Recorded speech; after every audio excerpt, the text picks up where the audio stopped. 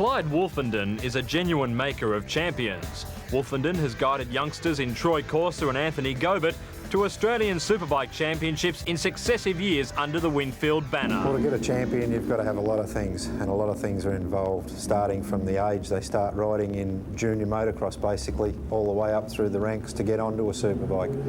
And it's pretty well based on a lot of experience from the younger age and carried through to the older age, or still at a young age.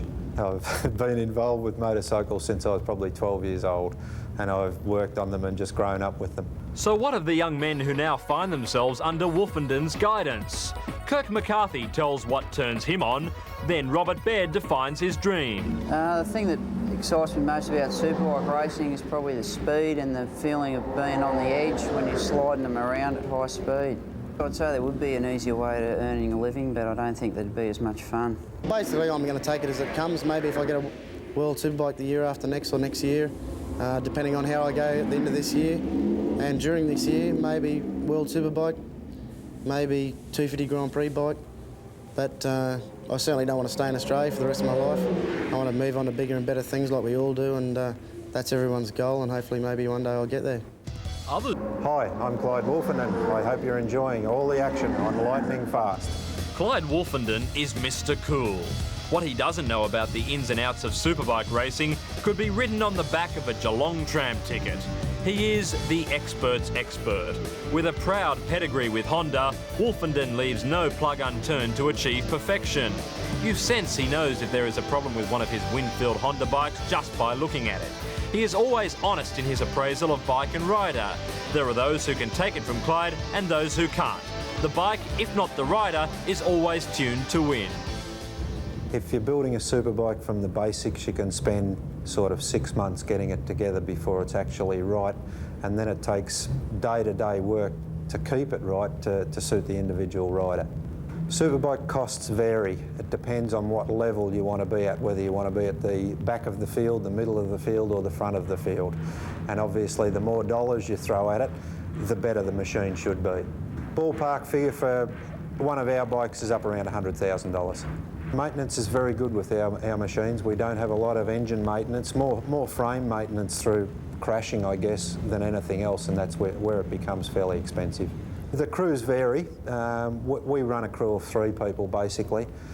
We work at it fairly hard, put in a lot of hours, but if we keep it nice and neat and tidy, it makes for a happier team, I think. Superbike racing is very universal. It's all over Europe. They have a very good series, and they've started a mini superbike race, you might as well say, which is in conjunction with the Grand Prix in the 600 class. Basically, we wouldn't survive without Japan. They've got the technology, they've got the people, and they've got the money. And it's very, very difficult for us to compete one-on-one. But at the end of the day, is it all just a simple matter of winning and losing? No, I reckon my victory would be to see one of the guys that's ridden for us to make world champion. And here at Superbike racing in general is fairly safe. Most of the guys are fairly experienced that are up the front when they're racing with each other, but it's like any other classes in motorcycle racing. It has an element of danger depending on the type of circuit and how safe the circuit is.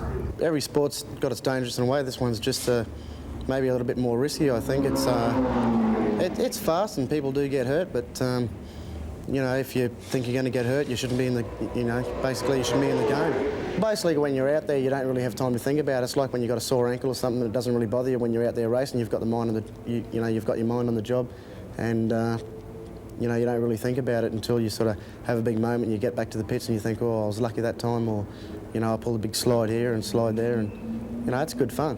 1993, Troy Corser took out the Australian Superbike Championship, while 12 months later it was Anthony Gobert up on the winner's dais accepting the same prize. Comparisons are tricky in any sport, but we thought we'd put Clyde Wolfenden in the hot seat. Oh, those two guys were a lot different in character.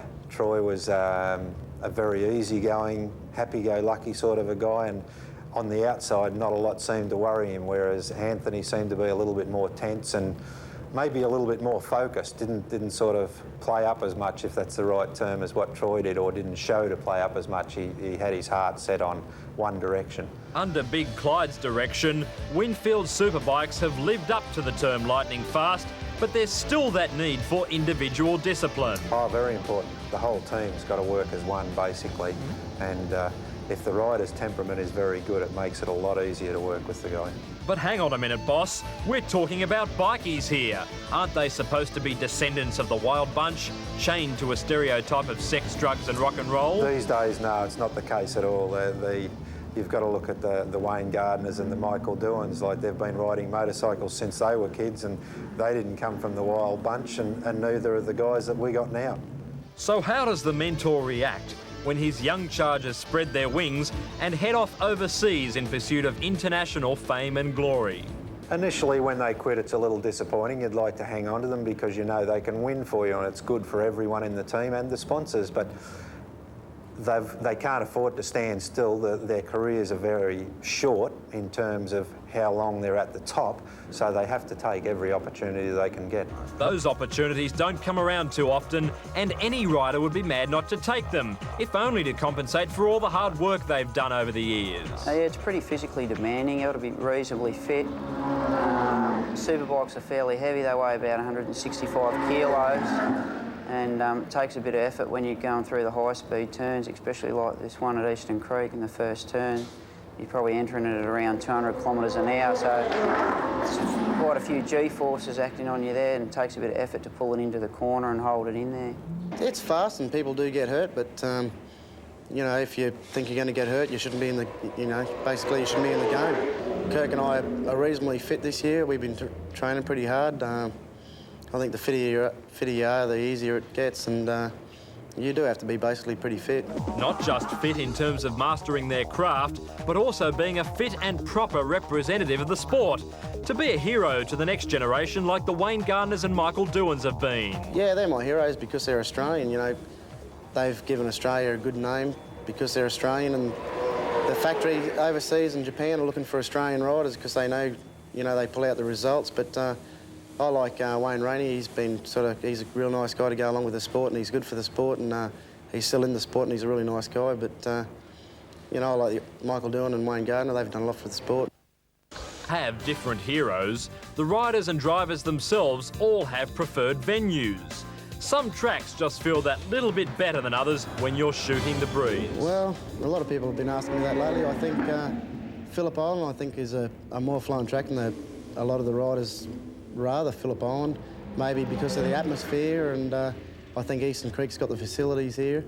I think Phillip Island has to work on the facilities a little bit better, but it's close racing there. It's good surface for a track, and people fit right around it, and they can see a lot more at Phillip Island. Here you've basically got a big building in the way, and the people on the far side can't see much. So I think Phillip Island will be basically really good. I prefer Phillip Island personally. Eastern Creek's good, but I just prefer the island. It just seems to have a better setting there with the ocean in the background, and the racetrack's a bit more flowing, and it always produces close racing. And let's face it, close and exciting racing is what it's all about. But at the climax comes that checkered flag, and no team in Australia